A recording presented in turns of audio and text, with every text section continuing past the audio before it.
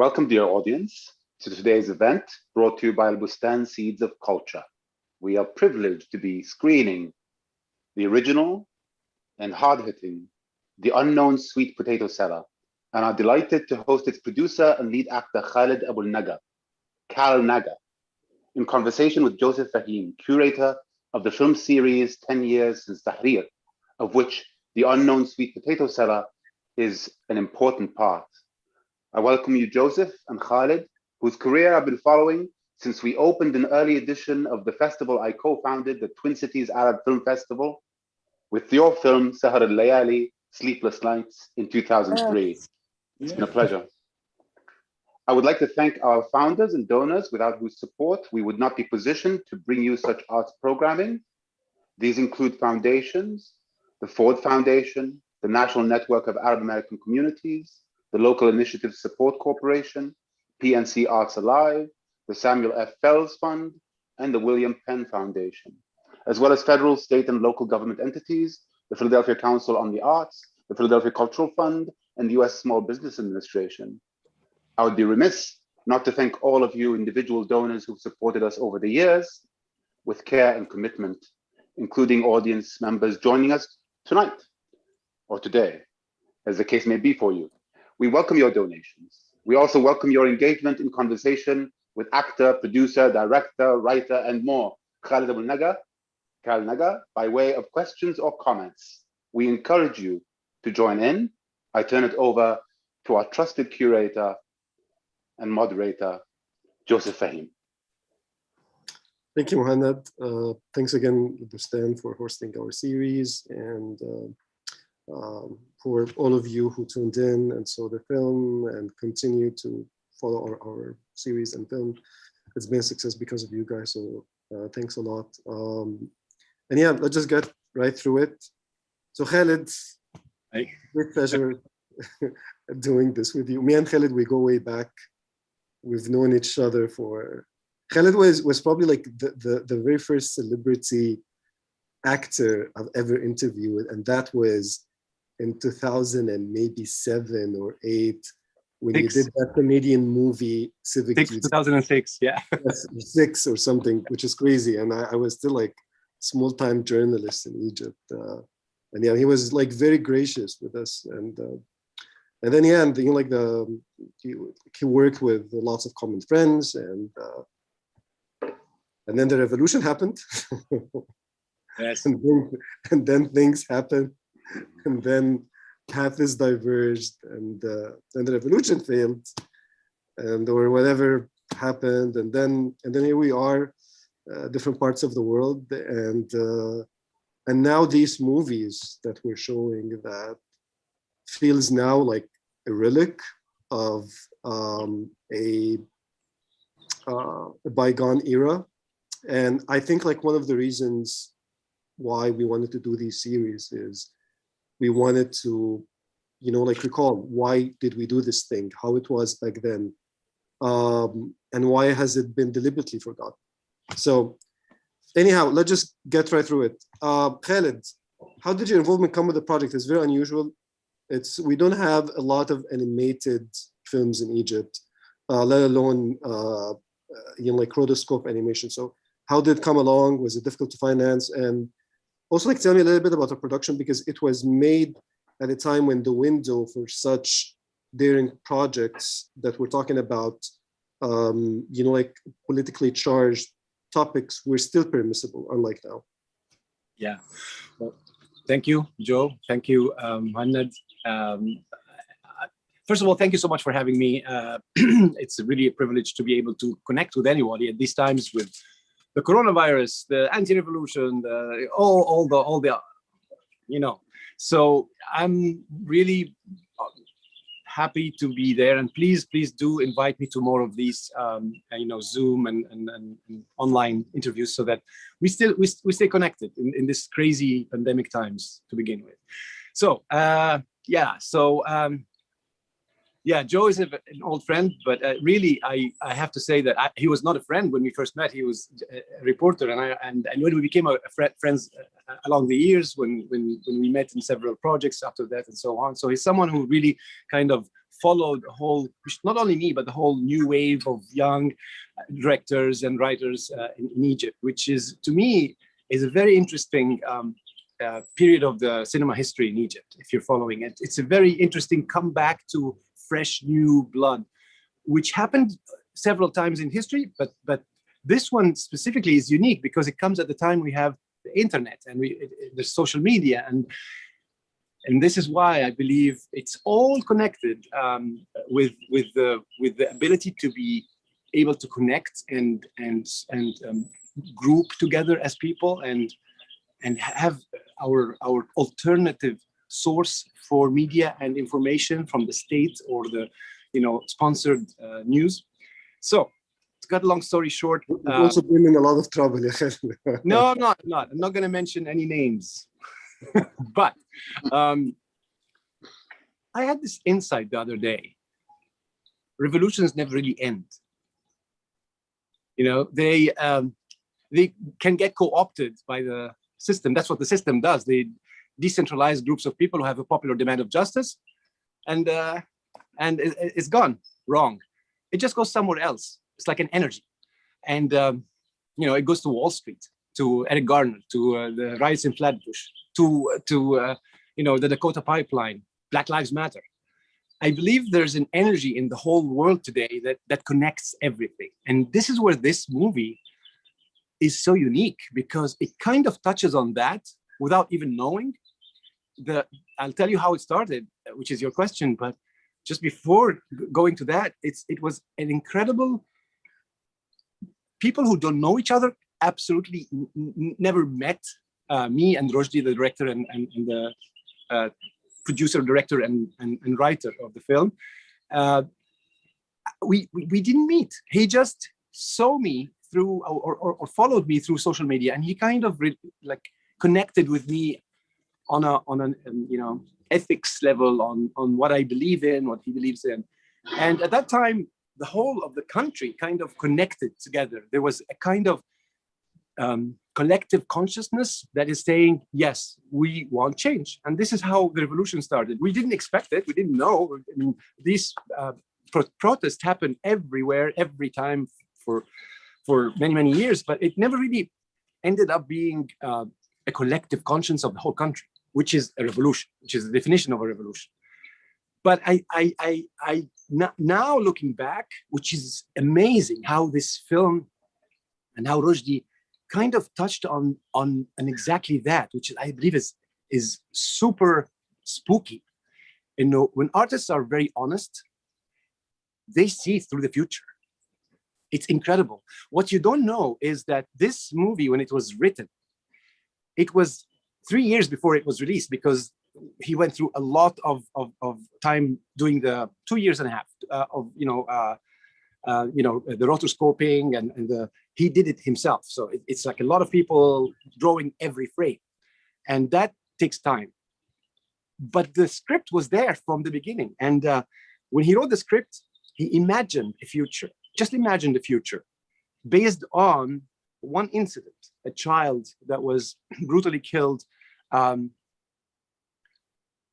Out of an accident, we don't know. We don't have an investigation, so we don't know. But a child lost his life, and he didn't like that. He wanted to stop there and just. I'm not going to talk about the revolution. I'm not going to talk about the millions in the street. I'm going to talk about this kid who lost his life. What happened that day? How come we don't have an investigation for that kid? If we lose the ability to talk about that incident, we are missing the most important aspect of this uprising. So he imagined something. He imagined that he followed the news, so it's based on a true story. But then he took this and said, "What if this keeps going like this? What if at that time the Muslim Brotherhood were coming to power, and that was their release? Is like we're not going to go through a confrontation, political confrontation for a kid who was killed." And they just didn't do anything. And at the same time, they were the elected government to basically, have the revolution goals achieved. And they didn't. They didn't care about this kid. And this is where you see like a summary of what was going on in the Egyptian scene and the Arab Spring scene, and then the news, how they reacted to that, and how his father still didn't get any investigation for how did this happen. And then we have a story that probably this is what happened. It was a mistake, but let's see how so the army has a release. So we have all these stories, but that doesn't matter. The movie is more about, we still ended up with a child killed and no investigation about that. We missed the whole point. So he takes that and then projects it into the future, because that didn't happen. In the movie at the end, I don't want to spoil it for you, but I mean, I think we have seen it. You've seen it? Okay, good. So I don't know about the viewers. So at the end, he projected that if this goes on like that, this is where we fail. This is where we fail as government, as a system, as a revolution, because you end up missing the basic principle that the revolution came up for. It happened. عيش حرية عدالة اجتماعية كرامة إنسانية.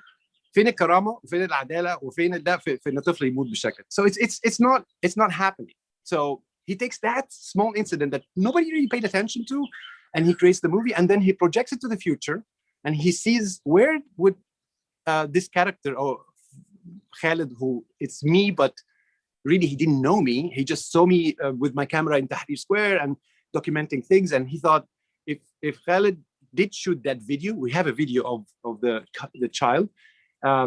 If he shot this video, he probably would have gone through the following events in the future. So he imagined the future.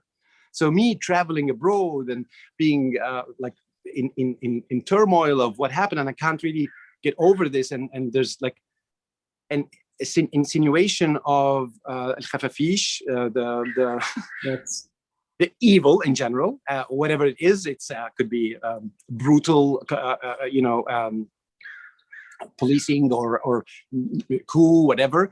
That ends up, if it wins, that is what happens. You'll be haunted with this kid story for the rest of your life, unless you do something about it. And this is where he comes at the end and haunts him. And here's why the movie is made. And that to me, that was like almost, it's almost like an reading the future. So I believe that artists, when they're honest to something, without them knowing, they kind of predict the future. And to me, these last two scenes is happening now. And it's incredible how he just imagined if that event goes unpunished, it will end up in that way. So I hope that answers your question in general, but that's just my feeling towards this project. There's a lot of details of how Rushdie approached me, but basically, as I said, it was just that he felt that I could be a good candidate to act this role of someone who was in Tahrir with a camera and shot an interview with this kid, which I didn't do that, but somebody else did that, and then realizing what happened and trying to research the story. So yeah, this is how. By the way, Rushdie was very young at that time, and he did another movie, Tarot Cards, I think it's called, that went to Cannes short film, one of the categories. So he's a very talented guy, and he loves animation, and this rotoscoping now was at that time was his focus. And the reason he chose that was very interesting, very close to why we chose shooting microphone with a DSLR. He chose to do that, the rotoscoping specifically, because it's almost like you're reading a comic book, say Mickey's and the potatoes are usually sold in newspaper or magazine paper, and in his imagination, artistic license, he imagined this kid is doing this in like papers from Mickey and comic books. So why not make the whole thing? If he's trying to tell his story, maybe he would like to tell it in that sense, as a comic book. So it's almost like you're watching a comic book, and all these scenes are flipped in a page. So I just love the whole medium for that story, and I just said, what do you want? He said, well, we don't have money now, or something like that. I was like, well, I'm producing, I'll help you. And I had no idea how rotoscoping worked. And he kind of introduced it to me, and I loved it. So basically we go there in the scene, and we know this is the scene where I get a phone call from my friend Tara Ahmed, and I'm talking to her. She's a revolutionist, but she's kind of like also trying to keep everybody safe, and she's worried about him, but he can't get this story out of it. So that scene, for example, we go and act it, and instead of having like lights and video, it's very simple lighting, and they just take photographs of moments that we kind of like, they felt that these are interesting frames, and then they take these frames and choose few to tell the story of that scene. So it's almost like acted photography. It's like a photo story, but then moved into a rotoscoped cartoon. So it was the beautiful like process that I thought, wow, what an interesting new process. And it works, because really in every scene in cinema, there is a moment that tells the whole scene. And a good director, a good cinematographer always knows where that is in the scene and makes sure that frame tells it all. And that's what you do in rotoscoping. And I thought that was amazing. I learned a lot from that. Sorry, I'm long answer. No, we're being bombarded with questions, but I have one more question for you. For me, one of the most fascinating aspects of the film is it feels prophetic on several levels.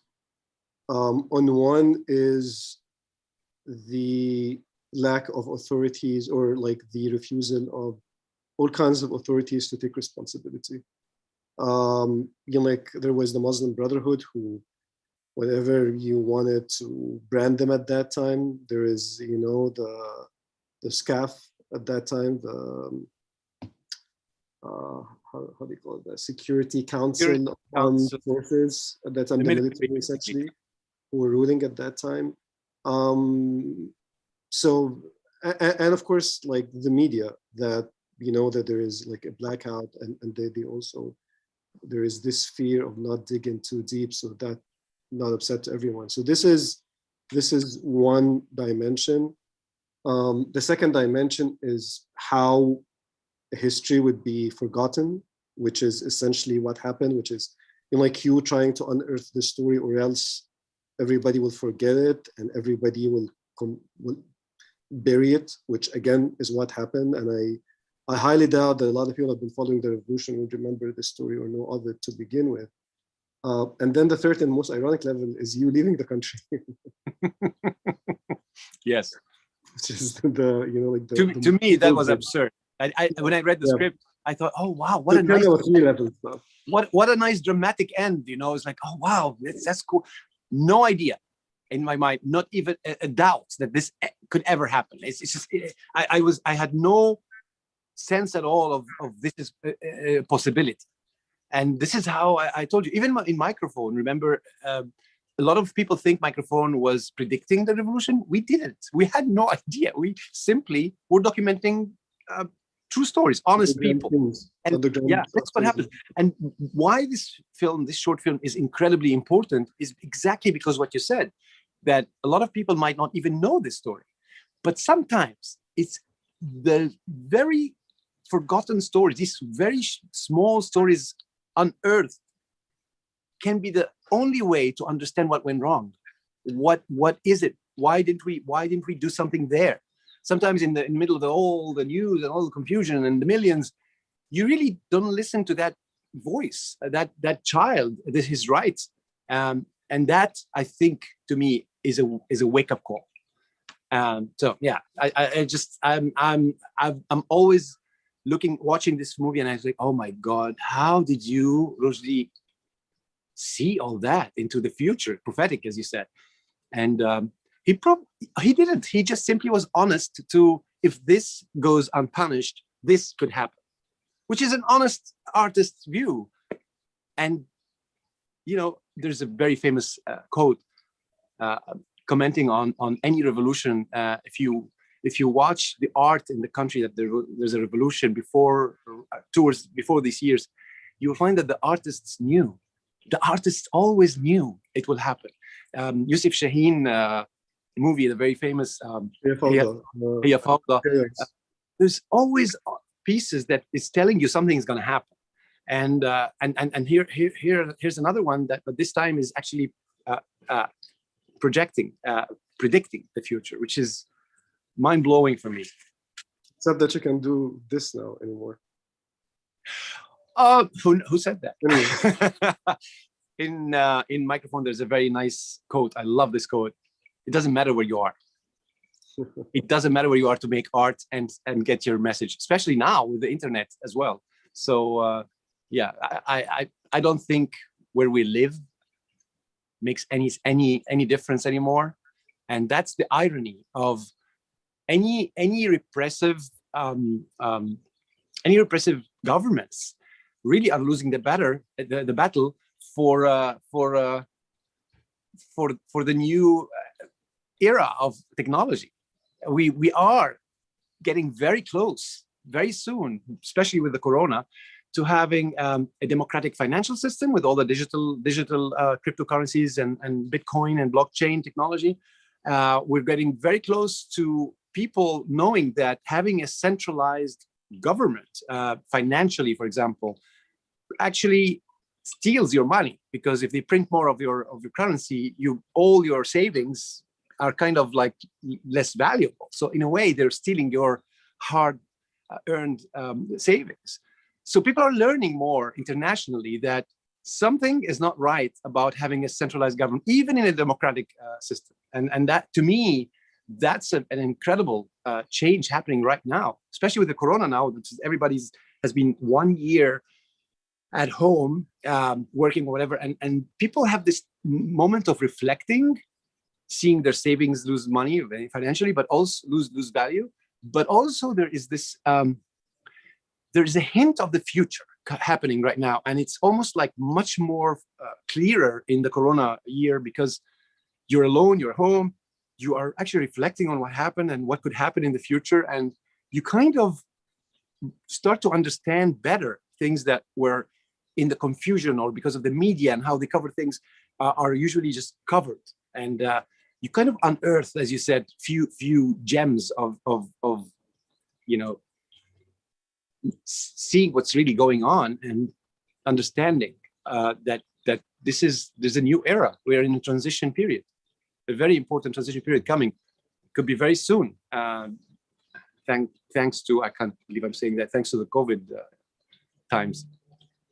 Okay, so we're bombarded with questions and our time is running out, so we'll just jump straight to it. And yeah, I mean, please, if you have any questions, this is your time to ask them. We're going to start with Ale, not Ale, from Egypt.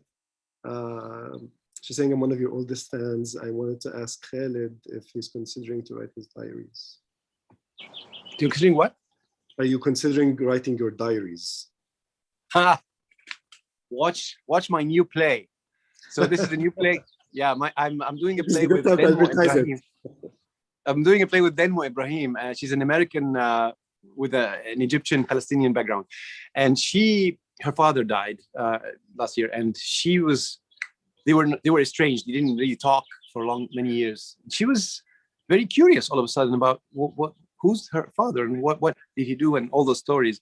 So in this amazing new script, she kind of imagines and tells the stories of her father from the scraps that she collected.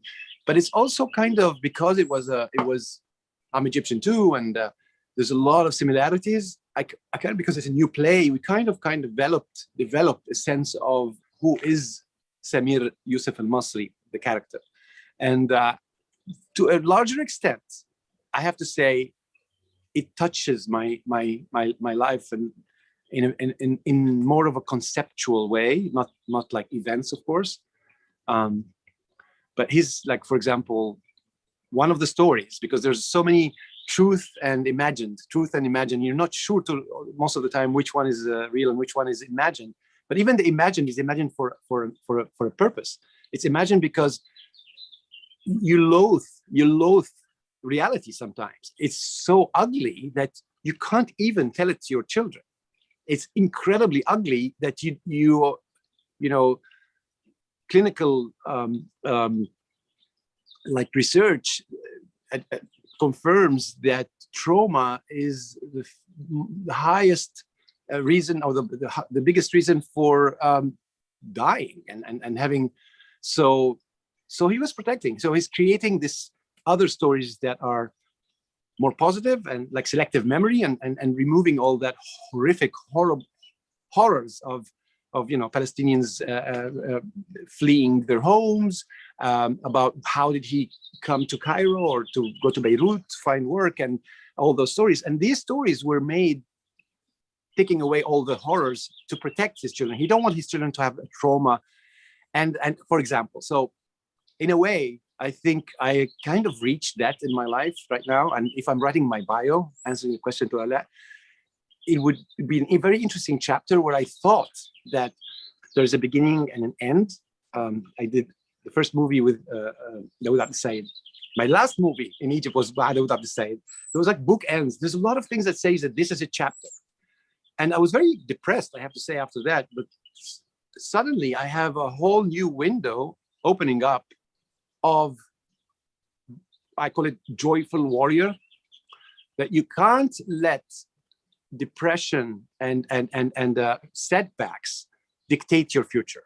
What you need to do is figure out a way to have your energy away from that, even if you're bombarded with horrible stories of friends in jail or incarcerated politically, or teenagers being sent to like 7-8 years in political prison without trials.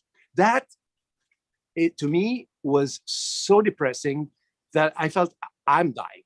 And I think it's even worse sometimes from people in the situation, because you feel guilty all of a sudden, because you kind of like was with the wave. And these are the paying, kind of like, if there was a retaliation, this is the retaliation. And they are paying the price for no fault of their own, simply because they were like scapegoats. The system wants to have scapegoats.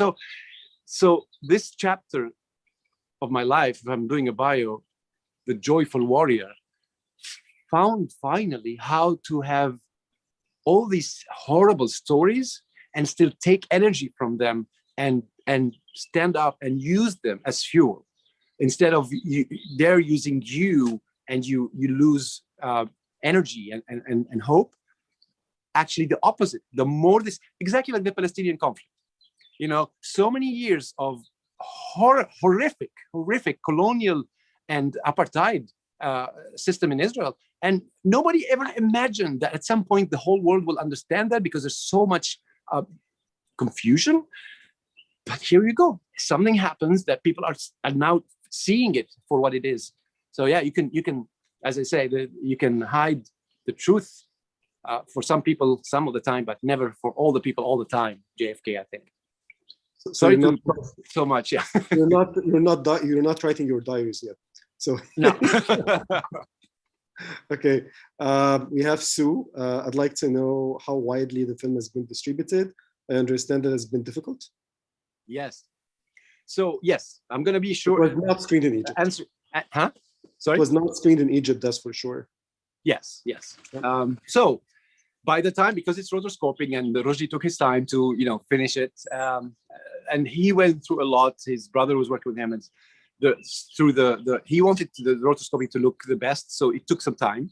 And because of that, the time it was released, it was the time where almost the last scenes in the film was happening. So I remember very well. I was in London shooting something, and there was like a very small screening, and I asked. It was not yet gone to any festival, and me and Ahmed, me and Rushdie, we decided that yes, we can have a small screening, because it's good to have some news for like for the journalists and critics in London to see it, so that they can actually know what it is. So we did that screening, very small, and I remember very well. There was a guy who came to me at the end. I was like, I didn't feel good about this guy. There was like something. He was in an investigative mode, and I kind of like gave him what I thought would be an interesting response to KGB. So I felt it, and my hunch was, oh my God, they're just making sure. Do you want to know what this movie is about? And they want to make sure that if it's in any way shaking the status quo, maybe we should ban it. And it happened. But as you know, the movies first go to film festivals. So the first film, we applied everywhere, but at the same time, we didn't want to wait for the big ones because they were at the end of the year, and the whole date choice, Joe. So we ended up going to Dubai Film Festival. And accepted, everything is going normal. I told Rushdie, let's go to Dubai, because I've been to Dubai so many times, Dubai Film Festival, and I know a lot of networking there. We can actually help the film much more if we go to Dubai, not something in Europe or. So Rushdie decided, yes, let's do that. 2 days before I go to Dubai, I get a very strange phone call from the administration saying, you have a problem. We have a problem with the flights. And maybe whatever, something. I was like, oh, don't worry about it. I'll get my flight. You can pay me later, or whatever. I solved the problem. Another phone call. I was like, oh, don't come. We do have a lot of problems finding hotels. Like, I have so many friends in Dubai. I can stay with a friend, and it's not a big deal. It's a short film. I'm going there for 2 days and leaving. But something was fishy going on, and I ended up basically walking into the festival, and this weird vibe is there. Like, this is my festival. I was there since it was started and many years ago, and it's like it's my festival. When you started something and you've been there every year with a movie, and you know everybody, and everybody I know was like, it seems there's something in their eyes, like, oh, should we tell him or not?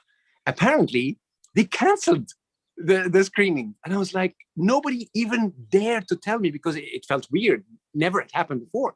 So and at that year, I think they just got the Oscar nomination medal or whatever, that like they can actually send nominations to the Oscars for short films. So that would hurt them a lot, because if you choose a movie, you have to show it. You can't just decide for political reasons, whatever, not to show it.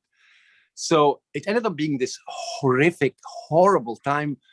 This is the beginning of my feeling very depressed, really. I can't believe that this is happening. I come to the airport in Dubai. They canceled my visa. It's like, really? So I called a friend.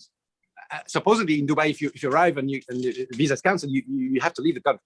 So I called a friend who's living in Dubai, and I was like, can you issue a visa for me? He said, yeah, sure, right now. I was like, what's going on? I said, I don't know, maybe a mistake, whatever. And the airport people came to me and said, there must be a mistake. This festival, there's something wrong.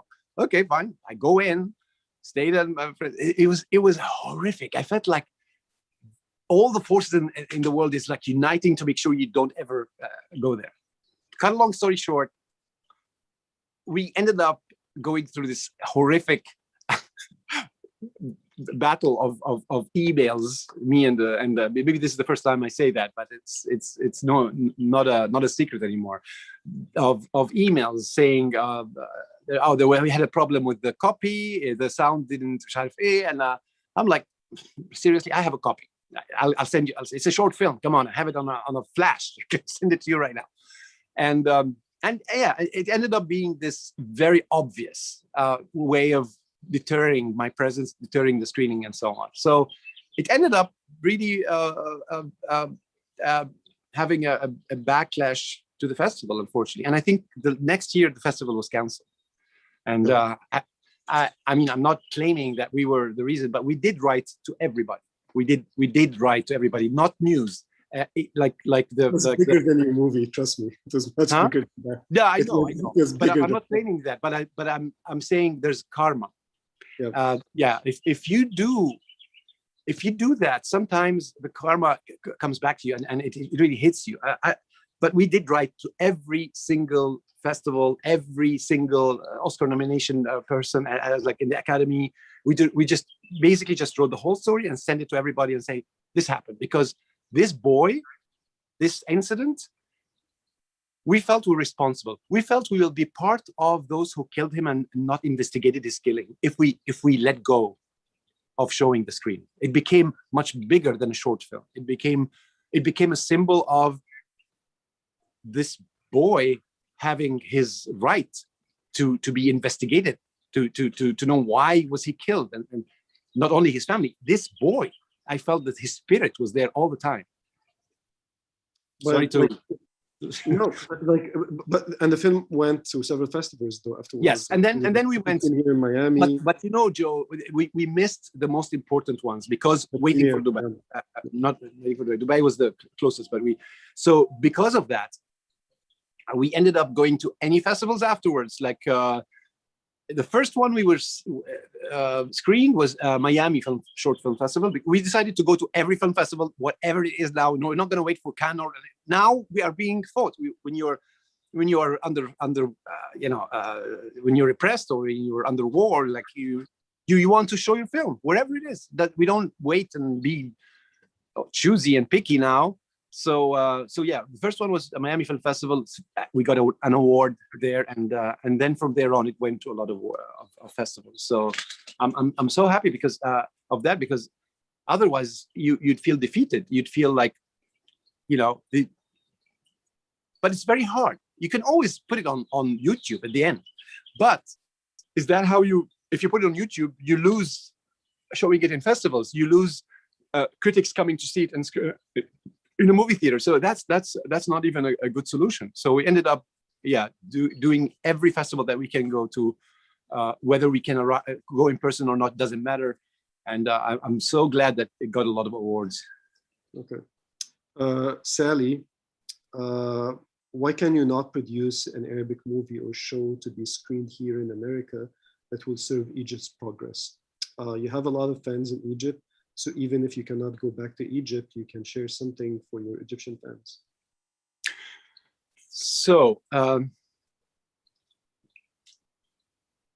yes, there's something that anybody who's like researching revolutions and art, you'll find that it's almost not before 10 years after any revolution that people make sensible art, because you're away from it, so you can see it as a whole. And I can't believe I'm saying this, but failed revolutions make a much better story. So yes, there is a story to be told here, and it's a very, very important story. And I believe it's happening, and I've met a lot of people who are attempting to do that. But it's not an easy task while you are not in the joyful warrior mode. So I'm just in that since last year, thanks to COVID. So I think now I can do that. Before that, you were too busy trying to get your friends out of political incarceration and getting your friends to understand, or the world to know what's going on. So yes, but patience and time is needed to really understand how difficult it is to be away from it and be honest about it. So yes, I think it's going to happen. It's just taking a longer time. By the way, I used a quote from my character Samir in the play right now, like in the first question. I forgot to say that. The one about the revolutions never ends. They go somewhere else. So the play also has touches on that. The play touches actually pretty much on how we are dealing with this, the Arab Spring now, and what does it mean to us, and on a personal level, how does it mean to us? Because remember, when the revolution happened, a lot of divorces and marriages happened. There's something about a moment of truth, and I believe we are reaching another moment of truth right now, which is where we are seeing the bigger picture and connecting the Arab Spring to Wall Street, to Hong Kong, to all these riots, and knowing that it's actually all connected. There's something that is happening. It's not an Arab Spring, it's a world spring. It just happened in the Arab region first because it's the most repressed, obviously, with the internet. But everywhere else, it will happen, even in America. Even governments using it against democracy or justice is happening. And it happened with, we had Morsi calling his fans and Ashir to basically stop the impeachment people were calling for, or Donald Trump did that January 6th in Capitol Hill. So there is something connecting everything here, and it has to do with the social media, the internet, how people can be influenced in both cases for justice, to organize themselves and find ways to find justice and solve repression and all that, and basically report it, but also with governments trying to repress and create confusion and a lot of ugly comments here and there, so that people they lose their ability to express and feel depressed and defeated. So yeah. I just want to say one thing, one comment, then, because we're running out of time, we have 2 more questions and then we're going to wrap up. We're sorry to hold you back. I honestly, for me personally, I wrote this recently, that I still feel that the real story of what happened during the revolution, actually in the entirety of Arab Spring, but especially in Egypt, has not been entirely told, because I think a big part of the movies that were produced during and in the immediate aftermath of the revolution were done in a way that was reacting to what's happening, which now is invaluable, because these are some of the very rare documents we have about the era and what it felt like to be living then, and as part of a filmic memory that has been almost disavowed and basically that is trying to be buried. But there's all kinds of elements that are far more morally gray that these movies and that we have not touched upon, like our failure as the intellectual left in losing this, how we got stuck in Tahrir Square and never left and never played politics, everything that was happening in downtown, and all the scandals that surfaced last year of sexual harassment and activists who were using their power to harass girls, and and then there are all kinds of things, and even how we got consumed by our ego and our pride and never played this, and then how we were essentially so broken that we couldn't go on. So I feel like there's so much that the picture that has been produced is far more one-dimensional than what it is now. And looking at it now, it looks far more complex, far more multi-dimensional than anybody would have anticipated at that time. And I think by the time we realize, okay, this is actually much more complex than we thought that it was, the window that was open for us to do these stories, at least from Egypt, was closed. And I feel now is just really challenging to try to tell this story as authentically as possible within these conditions and everything that's happening. No, not from inside Egypt, yeah. But you're basically touching back on what I said earlier about that. This is a much more interesting when revolutions, you said fail, I say they never end, but when they get co-opted, this is, or co-opted is a good term because it's very vague. I'm trying to be vague here. So anyway, so when that happens, I think it's a much better, it's a much more dramatic, and it's I think it's much richer to tell, as you said. There's a lot of things that are not untold, and how we're dealing with all that. And the most important, really, aspect of it all is why is this happening? Because I believe, I have no doubt that the revolution will prevail. When is the question? Because what happened is, for the first time in our recent history, we had collective conscience. The whole country, no matter, which is crazy, because there are crazy extremists in Egypt, and we know that it's almost like the mentality and political, which was extreme right, during the Ikhwan, right? And somehow because this is what happens, like the French Revolution. You go back to the basic rights. You go back to Aish, Harriya, Adala, Insaniya. And everybody wants that. And this is where we all have to go back to, and we will, and have no doubt. But I think we always said that the most important step was not taken, which is have a constitution that basically sums up what we wanted. This is what everybody, to have a collective conscience and a revolution like the Arab Spring in a country like Egypt is incredible. We've never thought this is happening. And for it to happen in such a polarized and repressed for so many years people, it's mind-blowing. So the most important thing was like, put it as a dustur, as this is your constitution. This is the core that everybody believed in. From there, you can go anywhere. So if that's the core, now the problem was there's all this confusion that was created by the SCAF, the Muslim Brotherhood, to basically not do that first, so that then they can اعلان الدستور بتاعهم عليك, and they basically they just basically use their own constitutional and ideology on the rest. This is where we went wrong, and I'm sure people are seeing it now, because we went extremists trusting Morsi to be, which is, I think, we didn't have a choice, because the other choice was going back to Mubarak, and then now with back, not one step back, 2 steps or 3 steps back. I don't think, a lot of people think that now it's more like, not even Abdel Nasser during his very oppressive regime, it's actually even worse.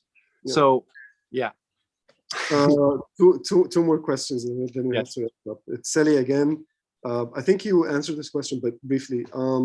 Did you think before that you would want or like to live outside of Egypt? I kind of did that without me knowing.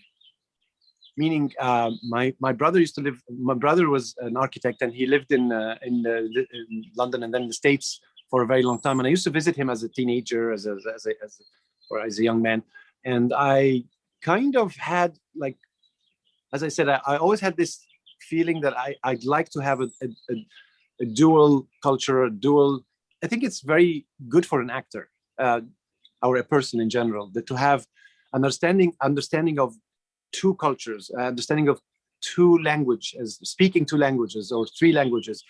I think it does something to you that's invaluable for you as an actor and as a person. It shows you how people perceive things differently, although really they have the same ethics, and that to me was important. So I used to come to the US a lot, and to me that was like a second home for a while.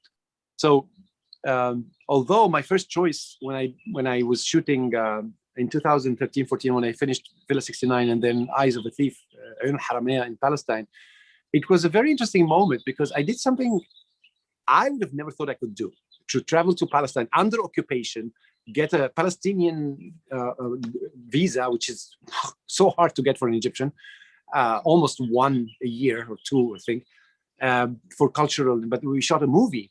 And to me, to be there, basically at the core of the conflict of having a state built on religion in an area which is the birth of all religions, and what that did, not even mentioning the apartheid or the Israeli horrific practices of colonialism and apartheid, but just seeing what happened to those Palestinians, those families in Nablus, where I was shooting mostly, is incredible.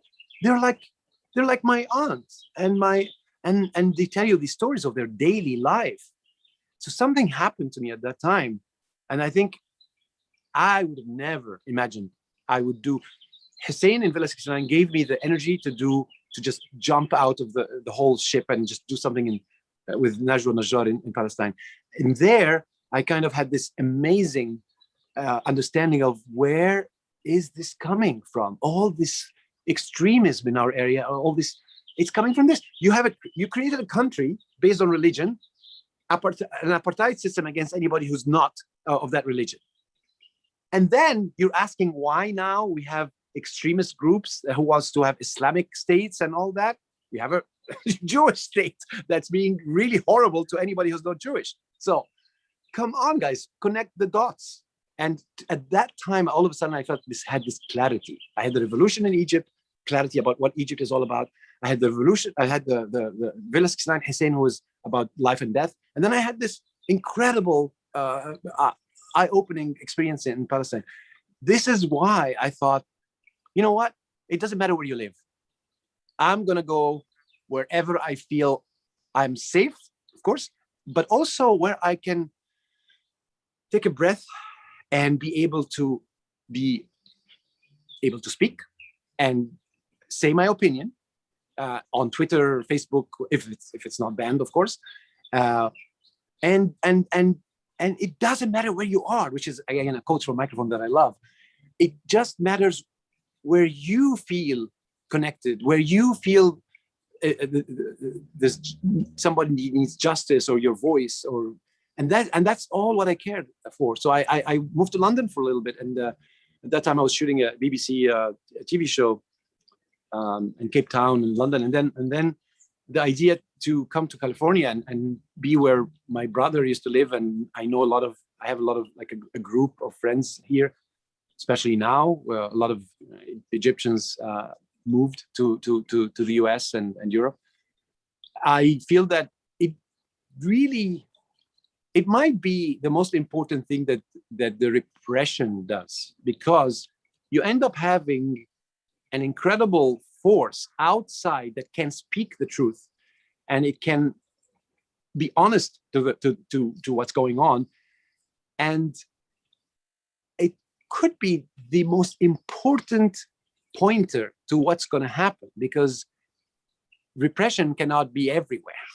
It can only be in one space at some time. So this is maybe the key to keep to keep that history, these stories that needs to be told better.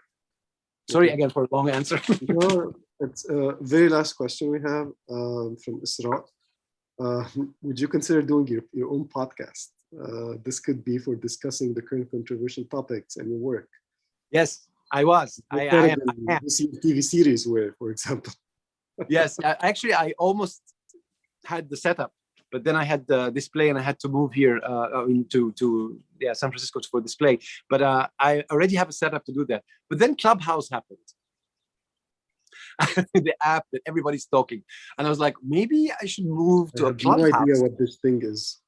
It's I don't know, but yes, yes, I believe I like it, because I used to do TV and live TV, and I really enjoy it.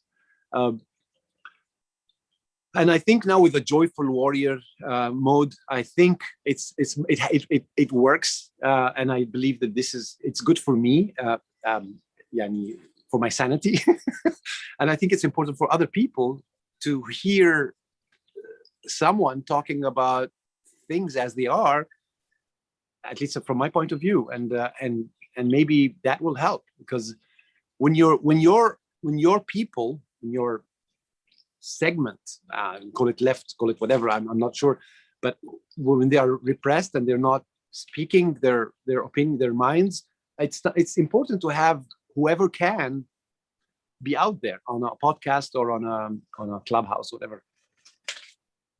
Khaled, you want to tell us, very last thing, you want to tell us how we can watch your new play? This is the commercial part.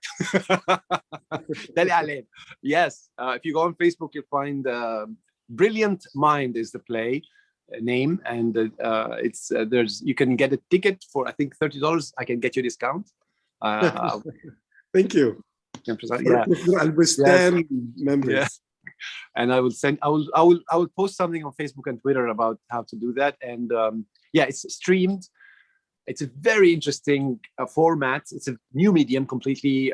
If you're living in the US, you can text the live actor, which is my character, Samir Yusuf al-Masri. You can text back, but I can text you. But mostly, and then the other actors are all in the other, not to spoil it, another realm.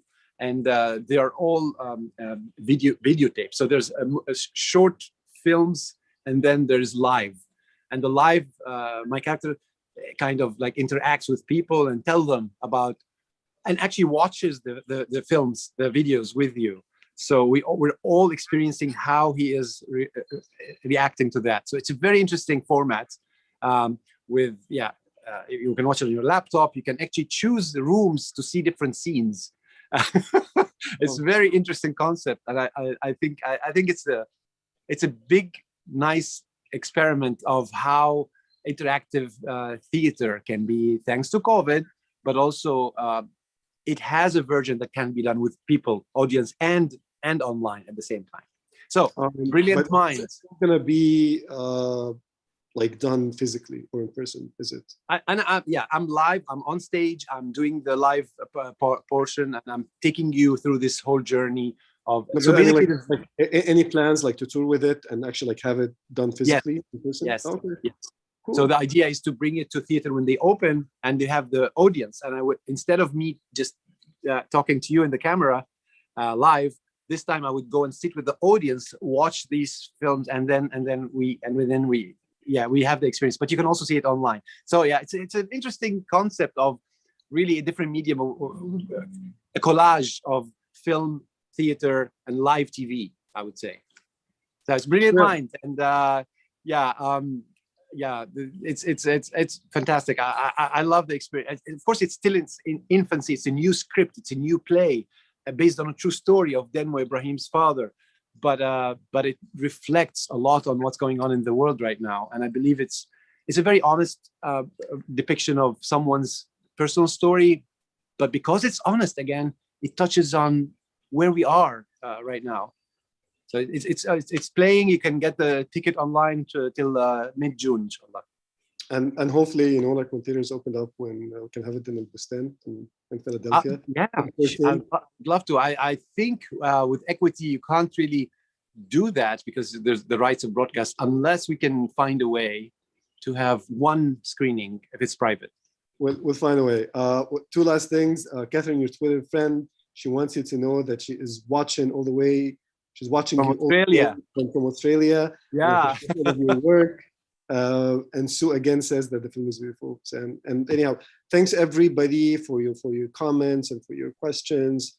This has been the longest Q&A we've ever had so far. Sorry about that. Thanks. I talk a lot. No, Khaled, thank you so much for your time and for your graciousness and for coming with us for this and for allowing us to show the movie. And yeah, hopefully this will not be the last time for Al-Bustan to host you. And hopefully next time would be physical as well. Certainly. We'd like to extend our gratitude to our wonderful guests, Joseph Fahim and Khaled Abol Naga, Kal Naga.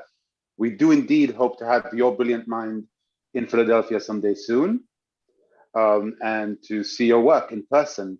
But till then, we'd be happy to alert our audiences, our family and friends about the work, how to watch the work as it's staged in San Francisco. We'd love to learn more about your work soon as well and post about it. To our audiences, to our friends and family, thank you for joining us. It means a lot to us. You can look forward in the weeks to come to a musical performance, an art exhibition, and if we can at all help it, to the final and highly elusive installment of our film series, 10 Years Since Tahrir. I wish you all a splendid late spring. Till soon. Salam. Salam.